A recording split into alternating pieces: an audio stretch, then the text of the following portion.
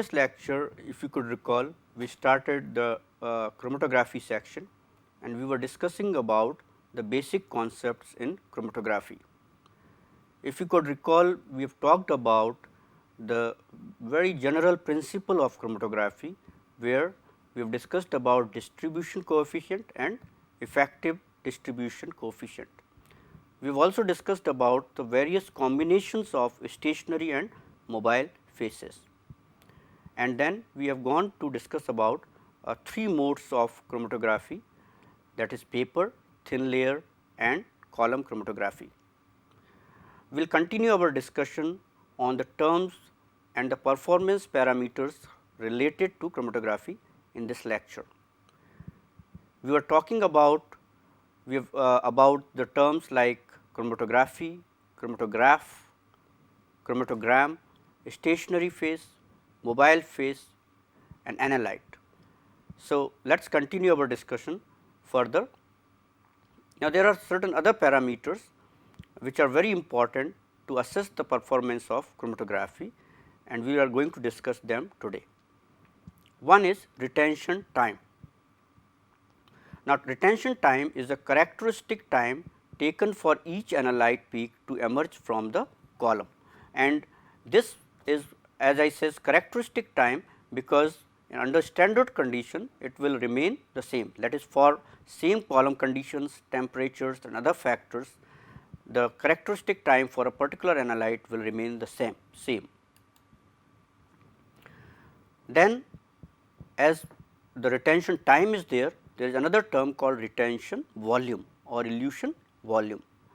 Now, the volume of if we have to define this, then retention or elution volume is the volume of mobile phase required to elute the analyte under standard conditions.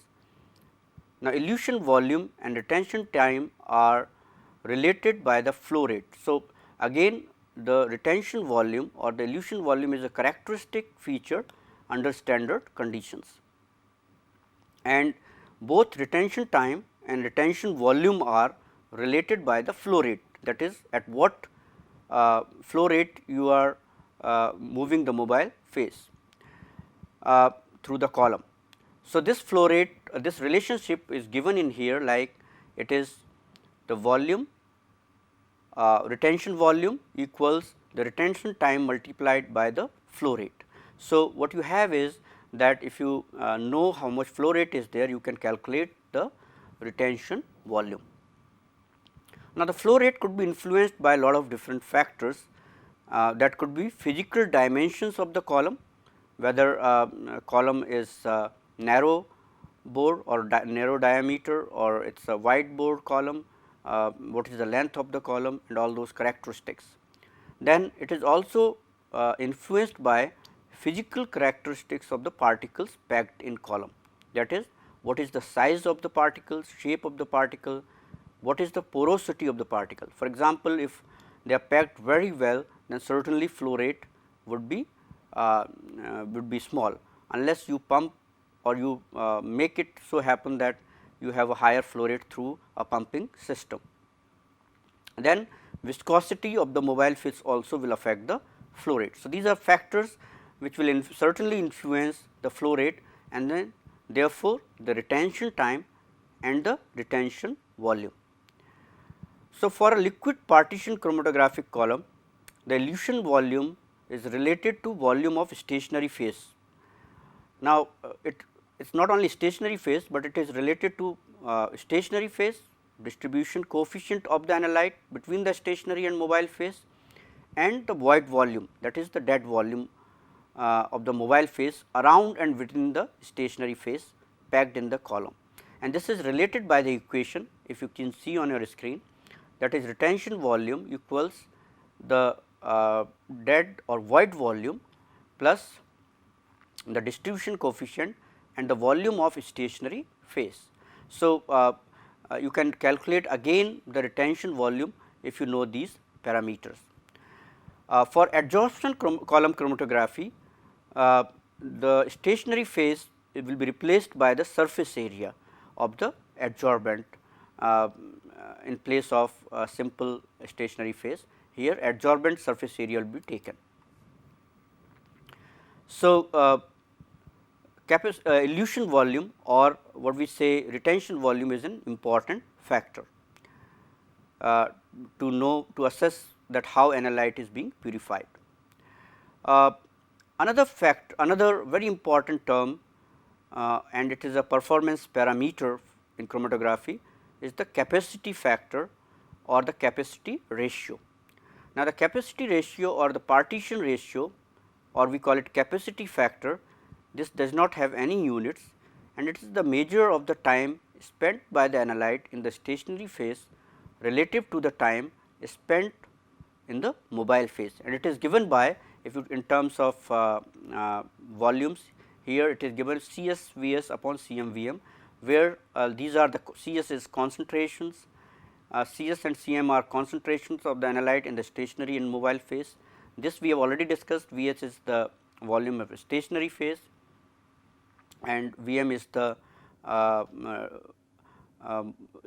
it is the void volume, and then this is the ratio of, which is also called volumetric ratio, Vs upon Vm, which is given here.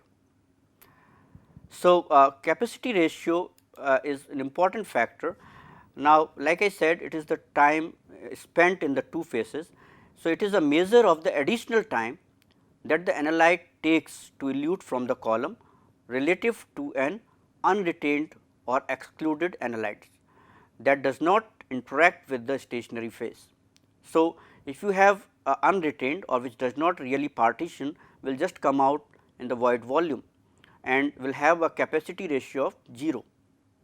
So, it is a, like we can simply say, a very simple terms, it could be that capacity ratio is a measure of additional time that the analyte spends or takes to elute from the column, and this could be given by this equation, where capacity ratio equals T r minus T m upon T m, which is T r is retention time, T m is the dead time taken to pass through the column of the void volume, and T prime r is the adjusted retention times, that is T r minus T m. So, this you can calculate the capacity ratio on by this equation. Now, in capacity ratio equation, the T m or transit time of an unretained compound through the column is determined by the length of the column and the linear velocity of the mobile phase through the column, and it is given by this particular equation, that is L upon T m, where L is the length of the column and T m is the dead time, as we were discussing. So, this way you can determine this particular like through the velocity, linear velocity, you can determine the transit time, or the time taken for the void volume to come out. Now, it can be derived from the capacity ratio equation that if an analyte spends an equal time in both phases, that is the stationary phase and the mobile phase, then its T r equals 2 T m, that is T m is the transit time or time taken to come out by unretained analyte. So, then the capacity ratio will be 1. If the analyte spends 4 times as long in the stationary phase as compared to the mobile phase, then the retention time for the analyte will be equal to 5 times that of the transit time or time spent by unretained analyte, and hence the capacity ratio will be equaling 4. So, that means there will be 4 times the amount of analyte in stationary phase than in the mobile phase at any point in the column at any time, if the capacity ratio is 4. So, therefore, capacity ratio is related to distribution coefficient. Since amount and concentrations are related by volume, therefore, the capacity factor for an analyte will increase with both distribution coefficient and volume of stationary phase. Now, capacity ratio values may normally range from 1 to 10. So, this is just to understand in terms of that how much time an analyte spends. More time it spends, more will be the capacity ratio of the column. Less time it spends, less will be the capacity ratio of the column. Another important factor is the separation factor or selectivity factor alpha. Now, it is a relative retention, or you can say separation factor or selectivity factor, and this is the measure of inherent ability of a system to discriminate between two analytes. That is, capacity ratios are reflection of the selectivity of the system. Say if it has more capacity ratio, it will be having higher selectivity, and this is expressed by the selectivity factor, which is given in here. That is, it is a relative retention ratio for two analytes. If you see, it is like it is relative retention ratio for analyte 2 in comparison to analyte 1. So, the selectivity factor is also important in assessing the functioning or performance of a particular column type.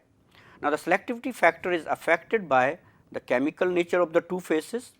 Some systems like affinity chromatography are highly selective. So, separation of two components is only possible if alpha, that is selectivity factor, is greater than 1. So, unless they could be separate out, as we are discussing different performance parameters, these are important to really purify or to separate two analytes. We have discussed about capacity ratio, we have discussed about selectivity factor, and we will also discussed about retention volume and retention time. Now, another important factor in column chromatography or any chromatography is the resolution actually. Now, what is resolution here? Now, resolution in terms of chromatography is the ability of a chromatographic system, a particular chromatographic system, to resolve or to separate one analyte from the mixture of similar compounds, or we can say to separate two analytes or to resolve two analytes from one another, and this is the measure of success of a chromatographic separation. So, unless you can completely separate two analytes in a column, the whole purpose of chromatographic separation is not served. Now, resolution, which is given by R s small s, is defined as the ratio of the difference in the retention time between the two peaks of the mean of their base width. So, let me say it again. So, resolution is defined as the ratio of the difference in the retention time between the two peaks to the mean of their base widths. What does that mean? Let us see this equation here. So, resolution equals this is T r divided by the W, or which is called the base width of the peak. I will just show you. So, if it is two peaks here, this is peak A and peak B, and these are the retention times for the two peaks, then it is the ratio of the difference in the retention time to the mean of their base width, that is the base width of one peak to the width of another peak. So, that is the average we have taken here. Now, here when R resolution equals 1, then the separation of two peaks almost 97.7%, and the overlap is quite low, 2.3%. And when R s is 1.5, separation is 99.7%, almost complete purification, and overlap is very low, that is of 0.2%. Now, let us see this, how this whole thing is happening. If you see this figure here, then what you can see here, that we can see certain peaks in here. Now, if you see here, this peak here, there are two completely resolved peaks here, and here you have a retention time of peak A, this one here, which is from origin we are taking, and there is another peak with retention time T r B, second peak with increased retention time, that is this peak comes later on. But you can see these two peaks are almost separate, or we can say these are completely resolved. Now, base width here, if you can, this is the base width of the two peaks, and at this point there will be you can say half the width of the peak at the inflection point. And this is calculated in terms of sigma. So base width is calculated to be 4 sigma, and then at inflection it is 2 sigma. Now if you see here, these two peaks, like we say, resolution of two peaks, or it can separate completely. Like if it's a 1.5 resolution, then it is kind of purifying or separating by 99.7%. If you see these two peaks, then these are overlapping. If we draw these lines here, these are overlapping peaks. What does that mean? These two peaks are not completely separated, or they are not completely resolved in chromatography system or particular chromatography system. So we say that it is incomplete resolution here. So you can, when you are doing a purification, or you are purifying an analyte by a particular chromatographic system, depending on the efficiency of system, you might get these different types of peaks. Like for example, HPLC will give you a very high resolution separation and very good peaks, that is completely separate peaks, as compared to a simple gravity run chromatography system. There could also be other problems, like if you see here, there is a peak trailing actually. So, and there could be fronting also, where peaks are not very sharp and they kind of drag here, and what you get is you do not get a very good purification. So there could be a lot of different conditions, and you can see the resolution in terms of peak shape and peak heights, how they are resolved, are they separate from each other, and all those things could be looked from this figure. All right. So this was like, resolution is very important factor, and it is a main determinant of the success of a chromatography system. Uh, there is another term which determines the resolution, which is called theoretical plates. Now, the chromatography system columns are considered to consist of a number of adjacent zones, in each of which there is sufficient space for an analyte to completely equilibrate between two faces. Now, each zone is called theoretical plate, and plate height is the length of the column for one theoretical plate, and its units will be in length. So, there could be n number of plates in a column, depending on what is the height of the plate, theoretical plate. If you have more number of say plates, or you have a smaller plate height of the plate, then you will have more number of plates, that is n will be higher. And if you have less, plate height is higher, then number of theoretical plates will be lower. So, this is like here an equation is given, where h is given by sigma square upon x. So, h is the plate height, that is the length of column containing one theoretical plate, sigma is the standard deviation of the Gaussian peak, and x is the distance travelled by analyte within the column. So, this could give you the plate height. Now, for symmetrical Gaussian peak, the base width is equal to 4 sigma, as I told you, and the peak width at the point of inflection is equal to 2 sigma. So, hence the value of h can be calculated from the chromatography by measuring the peak width. Now, number of theoretical plates in the whole of the column is given by this particular equation, that is L upon h. Now, L is the length of the column, h is the height of the plate, as we have discussed earlier. Now, if L and x, like if you have a condition like previous equation, if you could remember, it was sigma square upon x, that could be substituted here in place of h, and what you get is L x upon sigma square.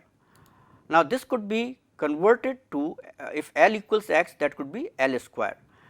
Now, if we consider the position for a peak emerging from the column, so that x equals L, and from the knowledge of the fact that the width of the peak at its base obtained from tangents drawn from the two steepest part of the peak is equals 4 sigma. Hence, sigma equals sigma equals 1/4 of the base width, and so you can convert the previous equation here, which is that number of theoretical plates equals 16 L square upon the base width square. So, both these things could be measured in in units of time also rather than length, like here we were measuring in terms of length, but you can measure then in terms of time. Then the equation will be something like this, where number of theoretical plates equals sigma 16 Tr upon omega square, and can also be measured in terms of peak width at half the height, and this will be represented by this particular equation. So, there could be various methods particularly to measure this number of theoretical plates in a particular column. Now, the value of n represents the efficiency of the column and can be very high. It could be say 50,000 plates per meter or 100,000 plates per meter could be a possibility for a very efficient columns, and corresponding value of h can be very small in a few micrometers. So, remember, as the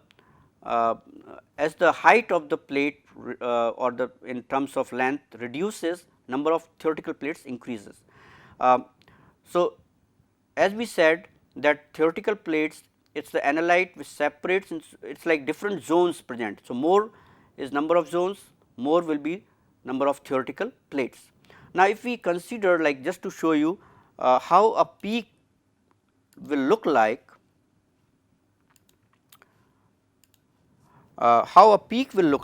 if we have to say that on the basis of number of theoretical plates. So, let us if I just want to show you or depict something in terms of theoretical plates,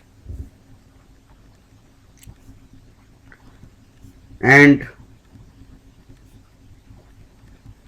so if on this axis it is a relative distribution on column, and on the y axis it is a relative solute concentration,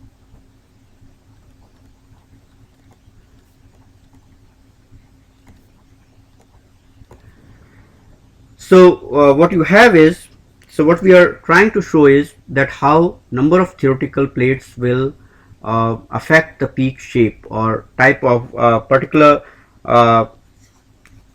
type of peak of a particular analyte.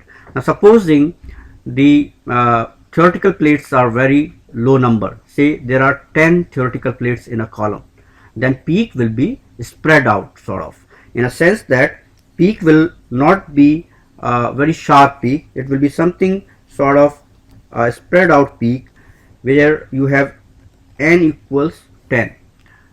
So, less the number of theoretical plates, the quality of the separation will be also low. Now, supposing let us increase the number of theoretical plates. Now, let us say if we say there are 100 number of theoretical plates, then there will be certain improvement in the peak certainly, and you will see that the peak is better than the previous one where theoretical plates were 10. So, you can see that as number of theoretical plates is increasing, the base width is also decreasing and the peak is become sharper. Now, let us say if there are 1000 theoretical plates, if there are 1000 theoretical plates, the peak, if I say these are 1000 theoretical plates, then peak has become much more sharper, the base width decreases, and you can see that the amount of solute will remain, though peak height goes up, but amount of solute or the area under the peak might remain the same, but certainly it is coming in a very small fraction here. It's like its distribution in the column, or in the column it is distributed in a small area rather than in a bigger area where theoretical plates were less number. So, if you have no theoretical, like if the theoretical plate is 1, then the sample just comes out in void volume. But as number of theoretical plates increases, the analyte also distributes itself into the stationary phase and mobile phase in terms of that adjacent zones are very small, and it distributes more or spends more time in there, and therefore you get a peak which is where it is present in a smaller area as compared to where it is present in a larger area. So this was just to show you the importance of the theoretical plate in here. All right. So, this is like both theoretical plates, the theoretical plate will determine the resolution as well actually. More is the number of theoretical plates, more will be the resolution. But remember, there is a limit to the increasing plate number by increasing the column length. Like say if you increase the column length, supposing in a particular column length there are certain number of plates, and if you increase the column length, certainly number of theoretical plates will also increase. Now, to a certain extent it will help to improve the resolution, but there is a limit to that, and as you increase plate number by increasing the common length, the retention time and peak width will increase proportionally with L, whereas the peak height decreases as the square root of n. So, the quality of the purification will go down if you keep on increasing after a certain limit.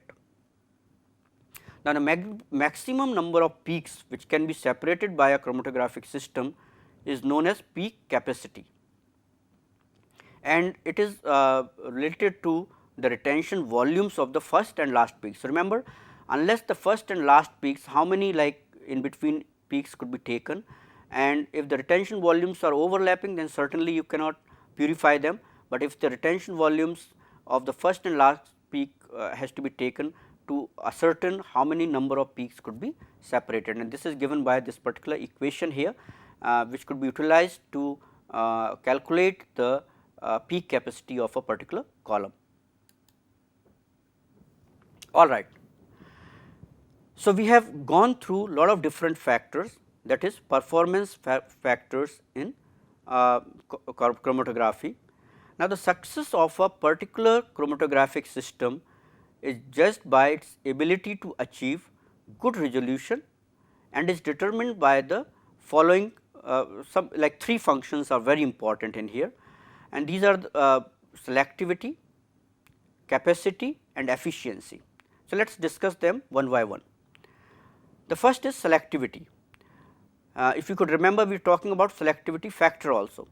So, selectivity is a measure of inherent ability of the system to discriminate between structurally related compounds.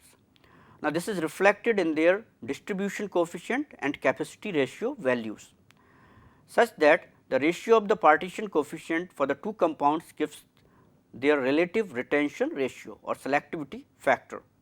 So, it is influenced by the chemical nature of the mobile and stationary phases. Now, one example of highly selective chromatographic system is affinity chromatography. Affinity chromatography is highly selective, and it can, like I said, it is the inherent ability of the system to discriminate between structurally related compounds, that could be done by say one example is affinity chromatography. So, selectivity is one important parameter to achieve good resolution. Another parameter is efficiency. Now, efficiency is a measure of the diffusion effects that occur in the column to cause peak broadening and overlap. So, it is influenced by physical parameters of the mobile and stationary phase and by the quality of the packing of the column. Remember, we were talking about trailing of the peak or fronting of the peak, that could come as a problem and your efficiency goes down. So, diffusion effects might occur in the column and they might cause peak broadening or trailing and other problems, and therefore, peak overlap, and so what will happen again, resolution is affected. So, this is also the capacity or its ability of a column to avoid these things, and a lot of physical parameters will also be affecting the quality of the packing, quality of the run in these particular columns. Then third factor is capacity for a successful chromatographic separation. Now, capacity is a measure of the amount of material that can be resolved without causing peaks to overlap. Now, this is irrespective of such action as gradient elution and temperature programming. So, capacity is how much amount of the material which could be purified without causing two peaks. Like if you are loading too much of the sample, then certainly peak will broaden. Now, if you are loading in such a way that the two analytes, though the peaks are broadening, but the two analytes which needs to be resolved do not overlap, the peaks of those two analytes do not overlap. So, there is a limit to a capacity of that column. If you load too much, then certainly if these two peaks could overlap, and then the resolution goes down. One example is ion exchange chromatography, which has high capacity, and there are other columns like chromatofocusing, which also has a high capacity, because they are these are the commonly used techniques to concentrate impure materials. So, the three things which are important, like we said, selectivity, efficiency and capacity are very important, and resolution is related to capacity ratio, relative retention ratio and plate number by this particular equation. This is n half, that is superscript, and this is selectivity factor, and this is the capacity factor taken into account to calculate how the resolution is related to these factors. So, if you could see, we have discussed certain number of parameters here to understand or to assess the performance of chromatographic system, a particular chromatographic system. Now, chromatography could be qualitative chromatography and it could be quantitative chromatography. In qualitative chromatography, you are simply analyzing a particular analyte for a particular application, but in quantitative chromatography, what you are doing is you are also kind of purifying compound for a certain application, or you want to do something else, like say for example, you want to characterize that particular analyte, say you want to characterize protein or other, say you want to use nucleic acid for further applications. Now, when you have a quantitative separation, or you want to quantify certain compound in the system, then you can apply or you can utilize, for example, you want to quantify a particular analyte through the chromatogram, then the area under the peak could be calculated for quantification, and there are methods to do that. Like you know the base width, you know the area could be calculated underneath the peak, and you can quantify the substance. There could be internal and external standards could be utilized for this particular purpose. Another important part in column chromatography is that how the kind of chromatographic systems where it could be simple displacement or simple isocratic run also, that we are going to discuss later on. Now, let us see the principle of column chromatography separation in very simple terms here. Now, if I say there is a column, and that column, as we were talking about, that column is divided into separate zones actually, all right. So, in terms of how separation of the analyte will take place, let me show you, then we will go through the discussion. All right. So, if you can see on your screen, as we have shown you, there is a simple column. It could be a glass column which is enclosed by from one side, and you have filled in here a matrix here. There will be a mobile phase which will be entering. Now, this could be called sample, or your mixture of analytes which is in a mobile phase. This could be a stationary phase.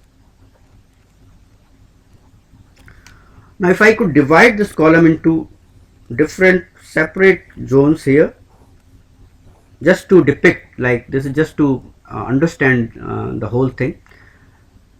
Now say a sample is present in x quantity here, all right, and just for assumption, the distribution coefficient, that is your kd value, is 1, that is it separates equally in mobile and stationary phase. So what will be the consequences as this whole thing enters, like say separate this areas into different zones here. Now what will happen, as x amount of substance in the mobile phase enters this area, it reaches, like we have taken equal amount here, equal area, and as it reaches here, what will happen, the x will be distributed between the two phases equally, that is phase the area A and between the mobile phase. So what will happen here, it will be x by 2, that is half the amount will be in the stationary phase and half the amount will be in the mobile phase. Now supposing more, so once this is gone in, then mobile phase will be put in here. Then extra mobile phase, as it goes along, what will happen, it will redistribute the whole analyte or sample mixture. Now in that way what will happen, that the x half, like more analyte comes in, then x half which is in mobile phase will move on and will interact here. So x by 4 and x by 4 will come out, and then more mobile as you put in, then this will also be distributed, which is present in the stationary phase. So this will then become x by 4 and x by 4 will go to the mobile phase. So there will be a banding pattern will be created here, which will move as a central thick band and adjacent thinner, or if you say less concentration bands. Now let's go back to discussion and understand this whole thing. That is the whole concept of uh, how the separation is being, or how this whole thing is happening in the column chromatography. All right. So, what you have is, when you are doing this separation, it could be depicted by considering a column packed with a solid granular stationary phase, as I have shown you, and it has a particular height, which could be anything. Now, this one is surrounded by the mobile liquid phase. You will apply the mobile liquid phase from the top, and of which there is 1 centimeter cube per centimeter of column, as shown, as will be showing, I have shown you, but I will show you another figure also. Now, if 48, supposing like x concentration, what I was telling you, it is 48 microgram of the compound is added to the column to occupy the position A. Then what will happen, as you put 1 centimeter cube of mobile phase, then it will leave, same amount will leave from the base of the column, and if the compound added has an effective distribution coefficient of 1, as we were talking about, or then it will distribute equally itself between the solid and liquid phase. Now remember, here we are keeping the amounts also equal in terms of 1 centimeter cube. But otherwise we are talking about here is distribution coefficient, and effective distribution coefficient is different. Now as you go along, you add more, same amount of mobile phase is introduced onto the column from the top. The mobile phase in the section A will move down to section B. Now it will take, what will happen, the mobile phase and the amount of the material, that is 48 microgram, will be distributed to 24 microgram of the compound, and 24 microgram will be moving down. So at both A and B, a redistribution of the compound will occur. So there is a 12 microgram in the mobile phase and 12 microgram in the solid phase. So remember, again understand this, first time when the substance or the analyte enters, the 48 microgram is distributed to 24, 24. 24 in mobile phase, 24 microgram in stationary phase. As you introduced more mobile phase, then the 24 microgram which was present in the stationary phase in the section A will be again redistributed into 12 and 12, and as you introduce more of the mobile phase, it will keep on distributing. So 12 becomes 6, 6 will become 3, and likewise. So addition of further equal amount of mobile phase to the column will displace the mobile phase in sections A, B and so on, and it will move to C, and the distribution will occur as I will show you in a little while. So, as you keep on moving, the band also keeps on moving here, all right. Let's have a little bit try to understand through this figure. You can see this figure, there are a lot of zones here which are A, B, C, D, E, alright, and here you are adding a particular amount of material is being added in here. So like, I don't know whether you can see it here, there is a 48 microgram in here and it distributes into 24 alright. Now in 24, in terms here 24 is like, what I am saying is 24 is in the stationary phase and mobile phase, and 24 with the mobile phase, as you introduce more mobile phase, goes down. Then as you move on, it will be distributed into 12, 24, 12, because as you are introducing more mobile phase, it will also go down. Again 50-50 distribution will take place as distribution coefficient is 1. Then again as you introduce more mobile phase, it will be 6, 18, 18, 6. That's how it will work out. And as you move again, you will introduce, it will be 3, 12, 18, 12, 3. So you have a central band which is thicker or more concentrated, and then you have adjacent bands. As they go along, they are more less concentrated. So, your analyte moves as a thick or concentrated central band surrounded by less concentrated bands, and this is how the separation takes place, and this we are talking about when distribution coefficient is 1. Now, this could be a different distribution if the distribution distribution coefficient is somewhat different actually. So, what is happening, that it is quite apparent that after a relatively small number of equilibrations, the compound distributes itself symmetrically within a band. Like I said, there is a central band and there are which is more concentrated, and there are other bands adjacent both on top and bottom of the central band which are less concentrated. So, it should be equally like, so what you see is a mixture of two compounds, one having distribution coefficient of 1 and the other distribution coefficient of say 100, will be able when they are added to the column, they will be able to separate rapidly into the distinct bands, because one will be retained more and another will be retained less. So, all these things which we have studied so far in terms of capacity ratios, in terms of retention, in terms of say selectivity, they will define how a particular analyte is retained. So, more is the distribution coefficient or higher distribution coefficient, then it is retained more, and subsequently depending on different analytes having different distribution coefficient will be separated, will distribute themselves on the column into different bands and they will be separated. Now, if the distribution coefficient is very close, then it will be hard to separate those two analytes, but if the distribution is quite far up, quite apart, then the separation will be a very easy proposition. So, this is how the whole thing will happen. So, hope you have been able to understand how on a column chromatography separation will take place and the distribution of analytes will occur depending on the distribution coefficients. All right. So, in this lecture what we have gone through is, we have discussed about different parameters which determine performance of a chromatographic system and which will determine whether two analytes could be resolved or not. Like high efficiency columns will have high resolution and low efficiency columns will have low resolution.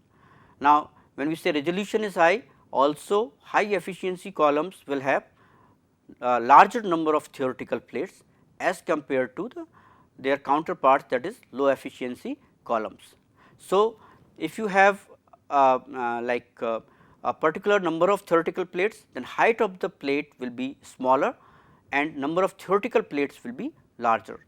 Likewise, capacity ratio or selectivity will determine the efficiency of a particular column. As we have discussed, three main factors which are important, and these are selectivity, efficiency and capacity.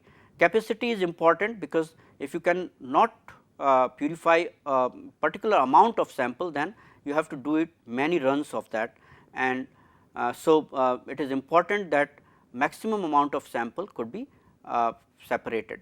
So, but not all columns are highly have high capacity, like I said, like say ion exchanges have higher capacity. Likewise, selectivity is another important term, where unless a column could differentiate between very closely related substances, it will be very hard to purify them. Like affinity chromatography has very high selectivity, and likewise efficiency, where diffusion and other problems might occur and will broaden the peak or may result into overlapping of peaks. Those things has to be taken into account. So, this kind of completes our basics in chromatography. Now, in the next lecture we will start with we will be explaining about low pressure liquid chromatography and high pressure or high performance, I should say, liquid chromatography systems. Also the basic chromatograph, that is the instrument part, we will be discussing what are the equipment constituents of a, what are the main basic constituents of a chromatograph, and we will be comparing low pressure and high pressure or high performance liquid chromatography systems. And then in the subsequent lectures we are going to discuss about particular column chromatographic techniques, and these are affinity chromatography, ion exchange chromatography, exclusion chromatography and gas liquid chromatography systems. Thank you.